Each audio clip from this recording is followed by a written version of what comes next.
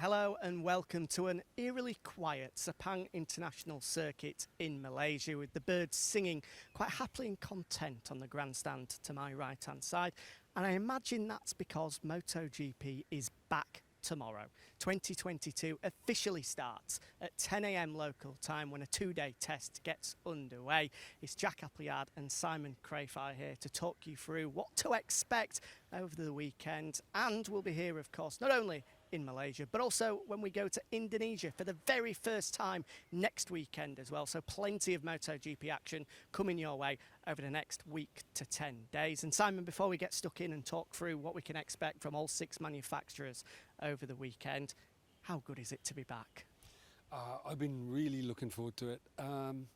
Just missing, I'll be honest, selfishly, the pit lane, communication with everyone and finding out what's happening, the gossip. I felt disconnected the last months, and I'm sure the fans did as well. So it's great hearing the bikes warm up in pit lane as well. It's the soundtrack to our lives, has been for a number of years, so it feels weird when we don't hear it for 2 or 3 months, but finally it's back. So let's talk about the upcoming test then, and there's only one place to start really. Honda are the big talking point, not only because of the radically new RC213V, the 2022 version of it, which will pretty much debut fully tomorrow. We've seen variants of it, but we'll see, I imagine, the all singing, all dancing 2022 version tomorrow. And of course, the return of Marc Marquez. The 8-time world champion is here and will be testing. We didn't think we'd hear that for a number of weeks following that crash whilst out training, nearly 3 or 4 months ago now, just after his victory in Misano. You've spoken with him today, so before we talk about the bike,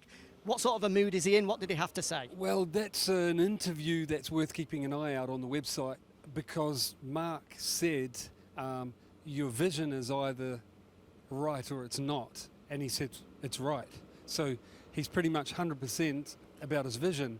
He still is not 100% about his arm and shoulder. He said basically it's strong, it's better than it was last year, but he has to look after it. And I think by that I understood manage it, meaning don't give it too hard a time, but don't fall on it. But otherwise, he said he was here to fight for the championship, not from this test, but he's going to build up through these tests and be ready to fight. So exciting stuff. And a key part to him fighting for the championship is going to be how competitive this new bike is. We've seen glimpses of it, and it looks like Honda have made a step in the right direction. What have you made of it so far, and what are you most looking forward to tomorrow? Well, it is exciting to see it, and with everybody on it tomorrow. I think we'll see all the Honda guys, Honda riders on the new Honda, and it is a completely new bike. I'm sure it's based on the same engine because it sounds pretty much the same, but internals will be different, because I believe some of the problem of their rear grip, which Mark confirmed was their biggest, the thing that he would like improved the most, top of the list. So I think some of the problem came from the engine, but they've made a completely different chassis, as we've all seen, and pretty much new bike. So if the bike is a step forward, we know Mark's going to be there, if it helps. The thing is about Honda in general, they've got some good riders that I don't think had a great time last year, even the year before, because the bike didn't help them, And if that bike makes a step forward, I think it's not just Mark we're going to see make a big step forward as well. The world champions Yamaha have officially launched their bid to reclaim the title that Fabio Quartararo won last year today here in Sepang. In terms of changes on the M1, it doesn't look like there's going to be too many really. Obviously Fabio and the Yamaha guys all last year, well, for the past 3 or 4 years have said we need more power. Do you think it's going to come tomorrow? I genuinely don't know. I hope so for Fabio's sake, because he we all saw that it was hard for him to keep trying to qualify on the front rows and fight. The big one was fight during the races without having to overheat that front tyre. He needs some acceleration and top speed. I think rear grip as well. A lot of the guys know that it's about managing that rear tyre and punching off the turns to get the acceleration. I think rear grip and top speed is what Yamaha are after. We saw them play with a lot of chassis at the last test in Jerez. I don't think they'll give up on that. I think we'll have some, we'll keep an eye out and let you know what's happening, but I believe they'll have upgrades, trying to find that rear grip, trying to find front feel. And the big thing we're waiting on Yamaha is the engine, how much faster it is. Talking of horsepower, one factory that certainly isn't lacking in that department is Ducati. Gigi Dell'Igna over the winter saying that there is a brand new engine inside the Desmo Sedici, and it is a little bit faster as well, the words that nobody else wanted to hear. A huge year for them. 5 bikes, full factory bikes on the grid now, 3 GP21s as well. They're after the Riders' Championship. They have to surely win it this year, given back-to-back manufacturers' titles. What are we going to be looking out for tomorrow at Ducati to see if 2022 is finally their year? Yeah, I think Ducati deserve a championship. I mean, we're really going to have a better idea about this year at the end of this test, how much everyone's improved. It's not surprising. Ducati have, like Gigi said, they've made a step forward engine power wise again. I don't think it's a brand new engine, it's just tweaks, internals, because it looks exactly the same, and the whole bike does, to be honest. But it makes sense that they've made a step forward because there's been an engine freeze for 2 years, but it doesn't mean they haven't been on the dyno, developing for the moment they're allowed to use it. So I think Ducati have been ahead for so long that they've been able to develop for now. And I wouldn't be surprised if they make the biggest jump, especially engine-wise. But speaking to riders in interviews the last days, they all believe the Ducati now is good everywhere, every track, not just the fast ones. So they're a real threat, especially with so many bikes on the grid. And so many fast riders as well. Pecco Bagnaia, Jorge Martin, Jack Miller, Johan Zarco, all capable of winning races and winning championships as well. The same can be said, of course, for the 2020 World Champion Suzuki, another team that have had their official launch today, as well as that soundtrack we were talking about rings into life again. Suzuki are an interesting one. It almost felt like after their success in 2020, they stood still for just a moment as everyone else continued running. And that just saw them slip a little bit further backwards.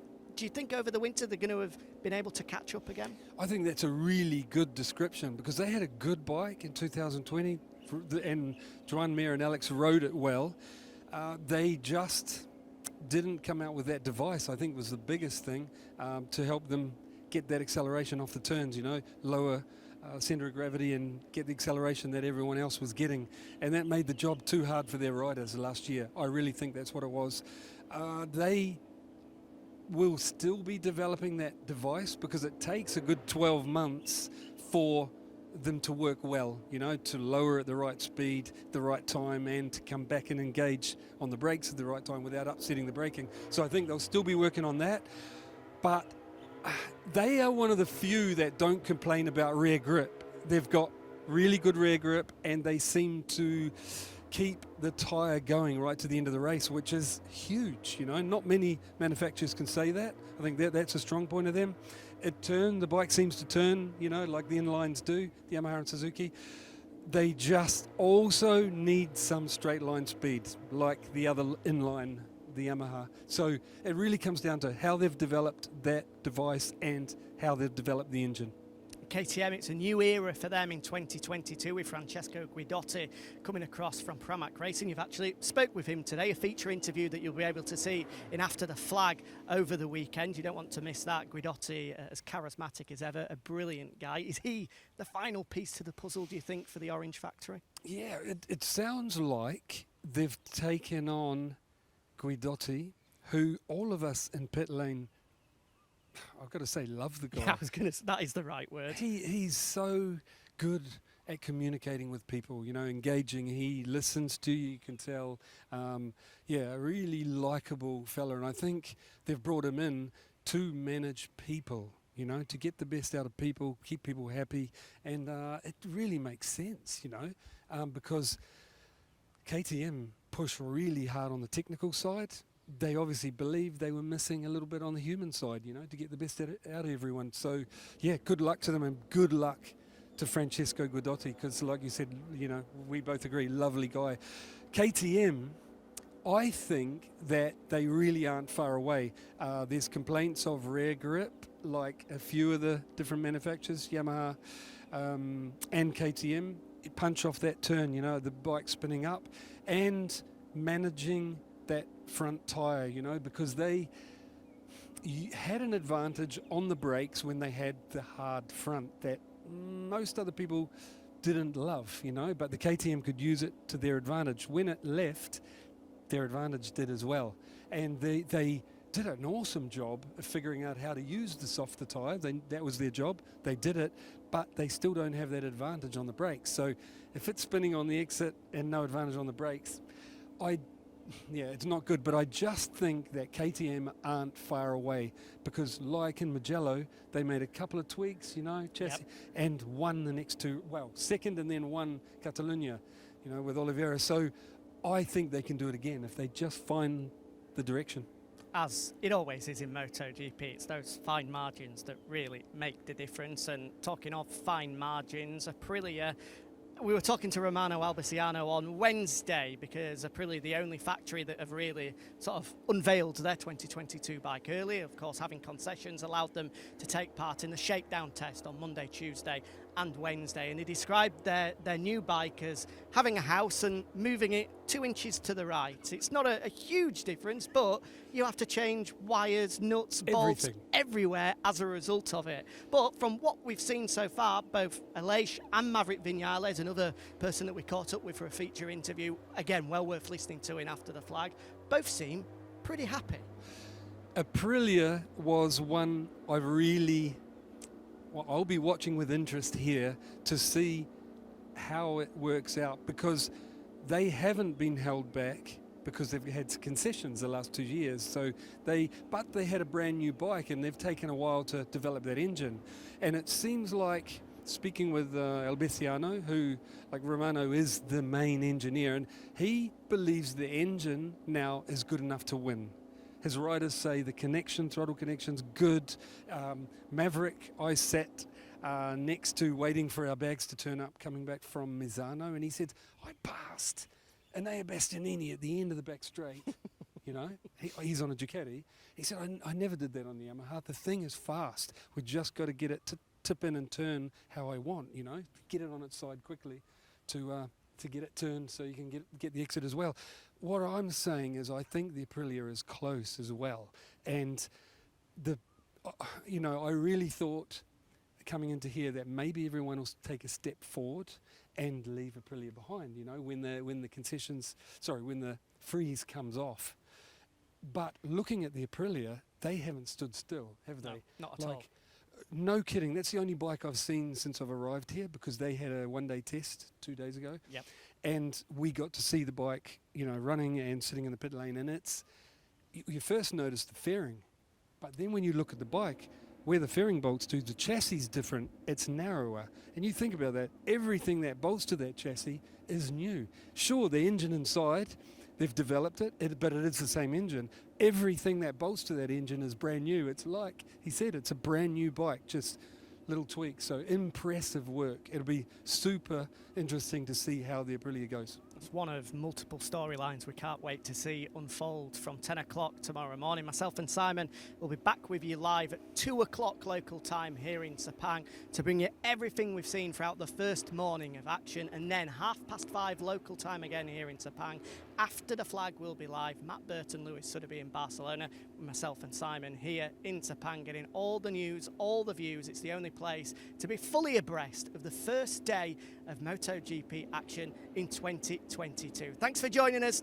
Don't miss any of our live coming to you tomorrow.